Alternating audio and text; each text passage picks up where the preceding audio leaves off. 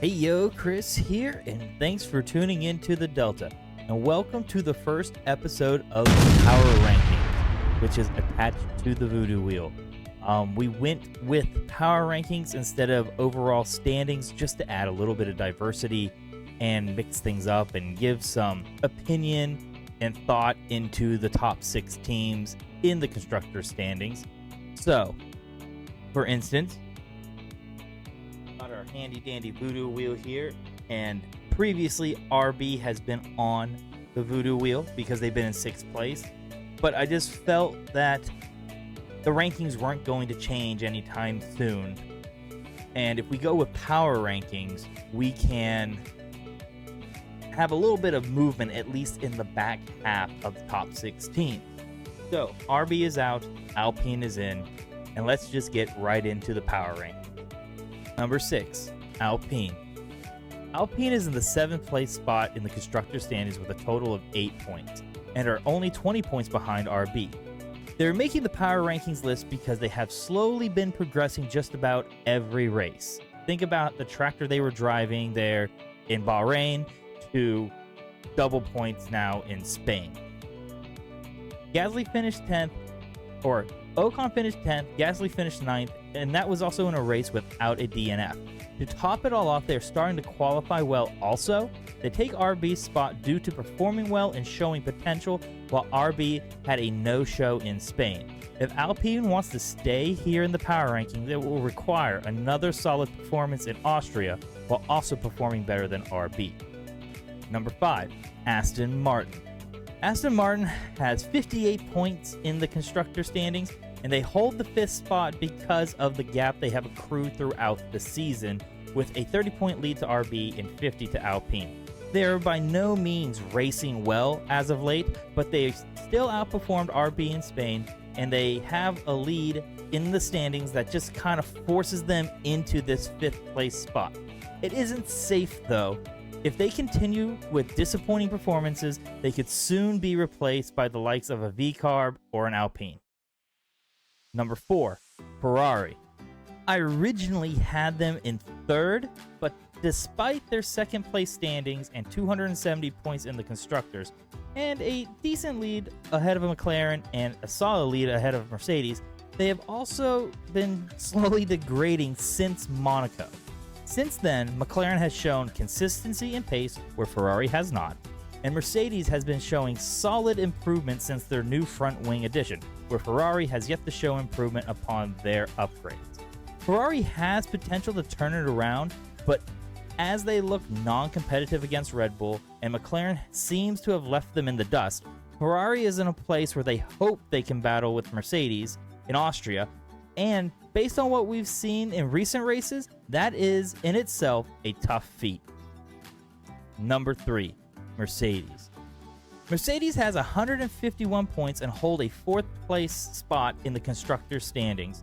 They take 3rd place in the power rankings, however, because they have shown solid progress the last few races, as well as 2 back-to-back podiums. It's hard to tell where Mercedes stood against Ferrari due to Ferrari's nightmare performance in Canada. You could kind of just chalk that up to bad luck. But in Spain, Mercedes proved that they are now a competitor and outdid Ferrari pretty handily, if you ask me. If Mercedes wants to hold on to this spot or even advance, they need to continue to show pace and promise with more top 4 finishes. Number 2, McLaren. McLaren is 3rd in the standings with 237 points, just 33 points behind Ferrari. They hold the 2nd place spot in my power rankings because they don't have a Max Verstappen, thus not as many wins. But data is starting to show that McLaren is technically on par or faster in most cases in large sections of circuits compared to Red Bull. With a little better strategy, a couple less mistakes from Lando Norris and Piastri, McLaren would easily be ahead of Ferrari and really applying pressure to Red Bull. I don't know if anyone can take Red Bull away from the number 1 spot, but maybe if McLaren can string together a couple races where they are clearly outperforming Red Bull, maybe get a race win or 2, McLaren could find them in the top spot of the power rankings. Number 1, Red Bull. Red Bull sits on top of the throne in all the standings. Max Verstappen has a 69-point lead in the drivers' standings. The team has 330 points in the constructors. Keep in mind, they're also doing this while one of their drivers is performing subpar. Sergio Perez is the sole reason why Red Bull isn't miles ahead of the field. But Verstappen and his team have picked up the slack, with just in recent times showing a little bit of vulnerability. Red Bull is at risk of losing their top spots, mainly because of Perez, but also because McLaren can smell blood. But until McLaren can get over that final hurdle and or Red Bull suffers some major losses in the future, it's hard to see a path where Red Bull loses their first place standing. All right, we're here. It's time. Okay? Last race, it landed on McLaren. So we'll start on McLaren. Right there. I would chalk it up for a voodoo wheel loss, which would mean it's its second loss of the season.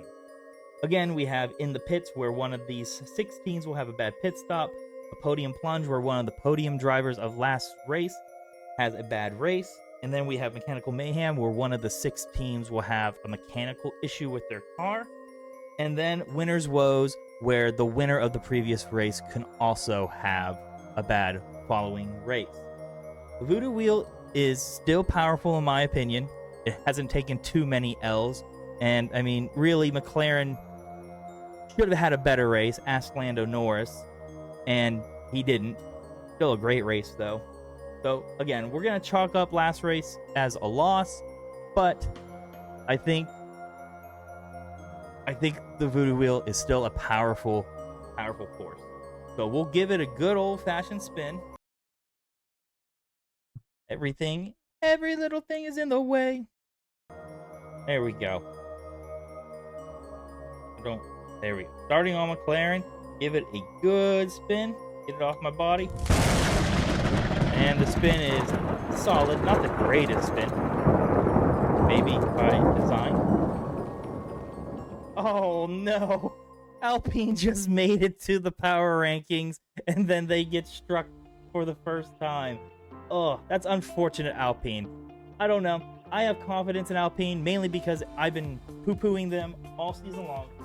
And every single time I've poo-pooed them, they have proven me wrong. Well, that's it. Those are my power rankings prior to going to the Austrian Grand Prix. What do you think of them? Do you like this format? Do you like the old format? Do you still like the voodoo wheel as a separate video in itself? Let me know what you think of this whole segment in the comments. And until next time, take care, stay safe, and have fun out there. Bye, everyone.